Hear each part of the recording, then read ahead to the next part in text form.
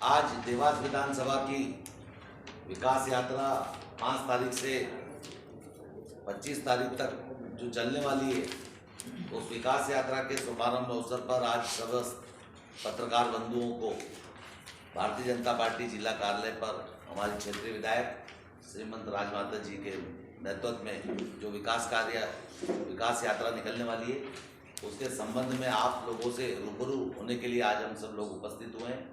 निश्चित रूप से सबका साथ, सबका विकास, सबका विश्वास और सबका प्रयास का लेकर केंद्र और राज्य की सरकार निरंतर समाज के हर वर्ग के लिए काम कर रही है और उस काम को जनता के बीच ले जाने का काम हमारे जनप्रतिनिधियों द्वारा निरंतर समाज के बीच में ले जाकर उन योजनाओं के सारे काम जो हमने किए हैं उसको जनता के बीच में बताना और उनसे संवाद और संपर्क स्थापित करना।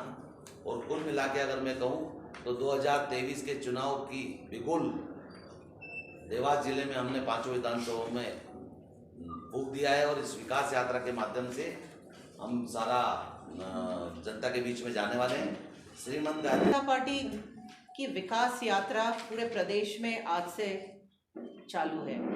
सभी विधायक अपने विधानसभा क्षेत्र में अपने किए हुए विकासों का लेखा जोखा लेकर पब्लिक में उतरेंगे। विगत 4-4.5 सालों से हम लोग काम कर रहे हैं। इस कार्यकाल में, पिछले कार्यकाल में भी जो काम किया हुआ है वो तो अलग ही है, पर इस कार्यकाल में जितना भी काम हुआ है अभी तक उसका हिसाब लेकर हम लोग आज जनता के बीच में उपस्थित हो रहे हैं। मैं हमेशा से बोलती हूँ, हर चुनाव में मुझे पूछा जाता है कि किन मुद्दों पे आप चुनाव लड़ने जा रहे हो, तो हमेशा से मेरा उत्तर होता है, वो चाहे छोटे सरपंच का चुनाव हो या विधायक का चुनाव हो या सांसद का चुनाव हो, हम लोग हमेशा से विकास के मुद्दे पर ही चुनाव लड़ते हैं, हर बार हमेशा। और उस विकास के कामों को लेकर आज आपके सामने हम उपस्थित हुए हैं।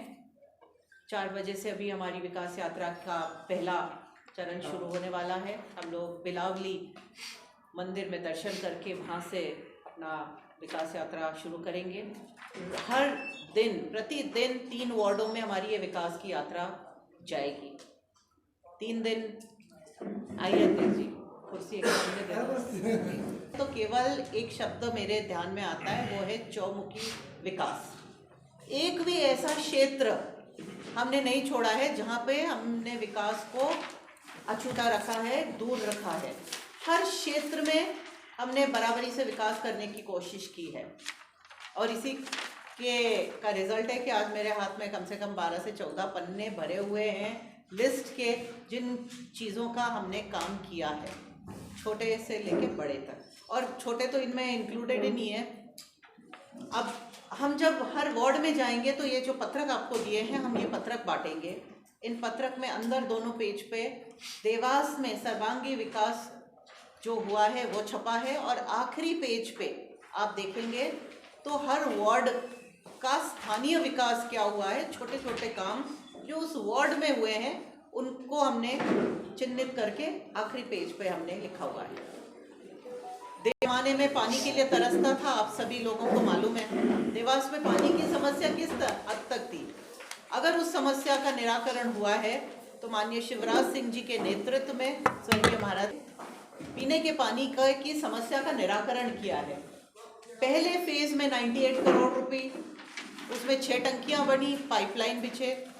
दूसरे नगर निगम में पीने के पानी के लिए पैसे दिए गए, उसमें मैंने 50 करोड़ की मांग की थी और माननीय शिवराज सिंह जी ने वो दी है। हमें 225 करोड़ से ज़्यादा पैसा पानी की टंकियां और पेयजल वितरण के लिए हम दे चुके हैं। देवास 2 बड़े बड़े कॉलेजेस, आप पत्रकार भाइयों ने तो देखे होंगे वो कॉलेजेस, बहुत सुंदर 2 बड़े कॉलेज, एक साइंस कॉलेज और एक लॉ कॉलेज मेन की रोड पे बनकर तैयार हैं। 6.5 करोड़ की लागत से एक कॉलेज बना है, 2 कॉलेजेस बनाए हैं। उन कॉलेजेस में पहुंच मार्ग भी चाहिए था तो वो भी बना है। मैं अभी मार्गों की बात करूंगी तब बताऊंगी। नए भवन अगर हम 3 करोड़ में बना है। आरटीओ कार्यालय 1 करोड़ 86 लाख में बना है। हमने का 1 स्टॉप सेंटर का, जहां प्रताड़ित महिलाएं जा सकती हैं। उन्हें एक स्टॉप में, एक भवन में एंटर करते से वहाँ रहने की भी जगह मिलेगी, भोजन भी मिलेगा, लॉ से संबंधित लीगल हेल्प भी मिलेगी और मेडिकल एड भी मिलेगी। ऐसा सेंटर जिसे हम सखी बोलते हैं, महिलाओं के लिए बनकर हॉस्पिटल परिसर में तैयार है। वो सखी का भी 40 लाख से हम लोगों ने भूमि पूजन किया था कुछ महीने पहले और आज बनकर तैयार है। बहुत जल्द मॉडर्न तरीके से सर्व सुविधा युक्त कलेक्ट्रेट बनकर आप लोगों को मिलने जा रहा है। मुझे लगता है कि जो भी उनका 3 जोनल कार्यालय बनने जा रहे हैं देवास में। भगवती सराय को हम लोग जीर्णोद्धार कर रहे हैं। जीर्णोद्धार क्या, वो तो जाएंगे वहाँ पे कुछ बड़े बुजुर्गों के लिए घूमने के लिए, योग के लिए भी अच्छा पर्यावरण मिलेगा। और एक पार्क को हम बर्ड्स एवेरी बना रहे हैं, यानी चिड़ियाघर रहेगा, जू नहीं है वो, एनिमल्स नहीं रहेंगे, पर ऐसा माहौल वहाँ क्रिएट कर रहे हैं पेड़ पौधे लगा के कि अलग अलग तरह के पक्षी आकर वहाँ रह सके। तो 12 संजीवनी क्लिनिक्स हम लोगों ने भूमि पूजन भी कर दिया है। हमने शायद 8 का किया है, 4 का और करना है। ऐसे 12 संजीवनी क्लिनिक्स बनेंगे ताकि जो जीर्णोद्धार और सौंदर्यीकरण होने जा रहा है उसमें 4.5 करोड़ की लागत से ये सब बन रहा है और उसमें पैसा भोपाल से आ भी चुका है। काम बहुत जल्दी शुरू। माँ चामुंडा की टेकड़ी का सौंदर्यीकरण और काम तो आप लोगों ने देखा ही है। कुल लागत से 3 करोड़ 12 लाख में हम लोगों ने इसका काम किया है। अगर मिलाकर काफ़ी बड़ी संख्या में ये हो रहा है। मुझे लगता है 312 करोड़ तो नहीं होंगे, ज़्यादा हो गया रुपये में सैंक्शन हुआ है। इसका भूमि पूजन हमने किया है। जो 4 स्पोर्ट्स पार्क बने हैं उनसे पहले ही एक सिटी फॉरेस्ट भी बनने जा रहा है। तो और बढ़ाने के लिए मिनी सुपर कॉरिडोर का भी योजना बनी है। वो 375 करोड़ की योजना है। उसको क्योंकि पैसा एक साथ अभी जैसा आता जाएगा वैसा डेवलपमेंट होता जाएगा, पर अगर हम पूरे मिनी कॉरिडोर को लेते हैं तो बहुत ही बड़ी योजना है वो। तो हमने हमारे मेन हॉस्पिटल का जीर्णोद्धार तो किया, CSR फंड्स लाकर। कोविड के बाद हमने देखा था कि वो ही हमारा एक सबसे मजबूत अंग था जिसने हमें सपोर्ट किया था, इसलिए उसका हमने जीर्णोद्धार तो कुछ हद तक किया है। पर महिलाओं के लिए एक मैटरनिटी हॉस्पिटल 400 बेड का 500 बेड का सैंक्शनड है, पर अभी 100 बेड का बनाने के लिए हम लोगों ने शुरुआत की है, क्योंकि उसके पहले चरण में 20 करोड़ रुपए हमें आए हैं। उस 20 करोड़ में हम 100 बेड का मैटरनिटी हॉस्पिटल बनाना शुरू। कलेक्ट्रेट के सामने हम लोग वहाँ पे एक बहुत ही भव्य OPD बनाने की भी प्लानिंग है। उस OPD में सारी जांचें होंगी। अगर हम ट्रीटमेंट के लिए जाना चाहते हैं या डॉक्टर्स को दिखाने जाना चाहते हैं, एडमिट होने के लिए नहीं, केवल आउट पेशेंट डिपार्टमेंट रहेगा, वो OPD रहेगा। वो भी प्रस्तावित है। उसका अभी क्योंकि सैंक्शन नहीं हुआ है, पैसे नहीं आए हैं, इसलिए मैं उसका उल्लेख इसमें नहीं किया होगा आपके इसमें। सीवरेज की योजना के लिए जो पहली सीवरेज की योजना थी वो तो हो चुकी है, पर उसके बाद भी अभी और 60 करोड़ और मिले हमें। कुछ बाहरी वार्ड हमारे AB रोड के दोनों तरफ सर्विस लेन बनाने का काम भी शुरू है। मीरा बावड़ी से बालगढ़ चौराहे तक MR 6 करोड़ में बनकर तैयार है। स्टेशन रोड से राधागंज तक 2 करोड़ में बनकर तैयार है। तोड़ी से बालगढ़ रोड हॉस्पिटल के पास बावड़िया तक बड़ा ब्रिज निर्माण, सड़क चौड़ीकरण, फुटपाथ। उस ब्रिज की लागत है, उसमें तो 2 तरह से पैसे आ गए हैं।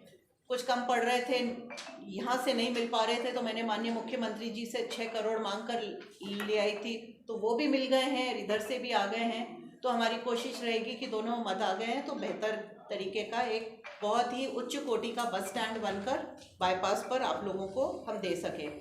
बनेगा वहाँ पे, क्योंकि तैयार है। 10,000 परिवारों को इसका लाभ मिल चुका है। 2.5 लाख है कि रेलवे सिंगल लाइन है, डबल होने जा रही है हमारी रेलवे, तो इसीलिए वो काम रुका हुआ है कि वो डबल लाइन हो जाएगी तो बिंजाना का भी रेलवे अंडरपास बन जाएगा।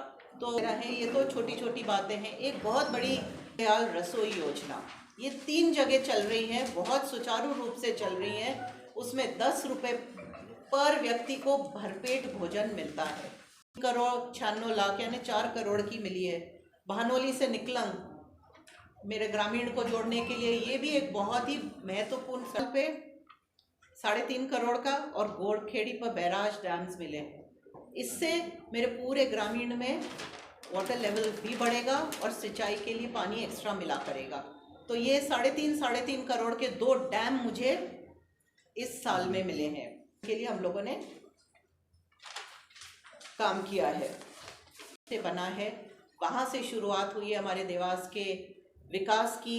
मिनी कॉरिडोर हो, देवास में एबी रोड का काम हो, या हर प्रशासनिक भवन, जितने भी गवर्नमेंट बिल्डिंग्स हैं, सब नई बनकर इस कार्यकाल में हमने दिए।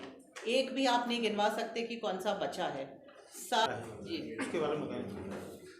नर्मदा का जल पाइपलाइन वाला सिंचाई की वो तो मैं भूल ही नहीं बोला। बहुत अच्छी याद दिलाई। 5,000 करोड़ की लागत। भूल गए ना, कैसे भूल गए हम लोग। ग्रामीण का पत्रक अलग बांधा वो ग्रामीण का पत्रक में शायद जारी होगी। ये एक बहुत ही महत्वपूर्ण योजना है 5,000 करोड़ की, जो माननीय मुख्यमंत्री जी ने कुछ विधानसभाओं के लिए दी थी, जहां आने वाला था। उसमें देवास का कोई भी गांव इंक्लूडेड नहीं था। जब उपचुनाव हो रहे थे और हाटपिपलिया के उम्मीदवार इस कोशिश में थे कि ज़्यादा से ज़्यादा हाटपिपलिया को कवर किया जाए, उस वक्त मैंने भी माननीय मुख्यमंत्री जी से जिद करके देवास जोड़ने की बात रखी थी। माननीय मुख्यमंत्री जी ने बोला था कि अगर आपके देवास जोड़ेंगे तो फिर नीचे काटना पड़ेगा, इसलिए देवास को अभी छोड़ देते हैं। बहुत जिद की तो उन्होंने पहले 6 गांव जोड़े, फिर उसके बाद भी जिद की तो 20 गांव जोड़े। तो मैंने फिर बोला था कि 20 गांव मैं नहीं लूँगी तो पूरे 74 गांव में चाहिए योजना। और माननीय मुख्यमंत्री जी का कहीं ना कहीं आशीर्वाद देवास पर इतना है कि उन्होंने देवास की बात को नज़रअंदाज नहीं किया। इंक्लूडेड है इस स्कीम में, इसका टेंडर हो गया है। भरतीय बाद में पाइपलाइन से नर्मदा का पानी खेतों तक लोगों को मिलेगा। एक ज़माना था जब लोग गांव में घर में अगर पाइपलाइन से पानी मिले तो उसको असंभव कहते थे। आज भारतीय जनता पार्टी की सरकार है कि गांव में पीने का पानी भी नल जल योजना के तहत हमारी पूरी कोशिश है। एक टाइम लाइन के अंदर सब गांव में हम टोटी खोलो, पीने का पानी पाओ, इस चीज़ के लिए प्रयासरत हैं। पर कोई बात नहीं है, जिलाध्यक्ष यहीं बैठे हुए हैं, कोई किसी से अलग नहीं है। ये राजनीति है, सबको अलग अलग विचार सबके हो सकते हैं। पर जब भारतीय जनता पार्टी का कोई कार्यकर्ता भारतीय जनता पार्टी के झंडे तले खड़ा रहता है तो वो एकजुट ही होता है, एकजुट हैं, एकजुट ही रहेंगे। आने वाले 1 महीने में 6 टॉयलेट सदर में आप लोगों ने मेरे पास मांग रखी है, मैंने वादा किया है। मैं मानती हूँ मैं थोड़ा सा ध्यान नहीं दे पाई, उसके लिए माफी चाहती हूँ, पर ध्यान तो भाजपा सरकार मांग दूसरा सवाल ये अगर आपका प्रेस क्लब भवन होगा तो भाजपा सरकार के कार्यकाल में होगा, मेरा वादा।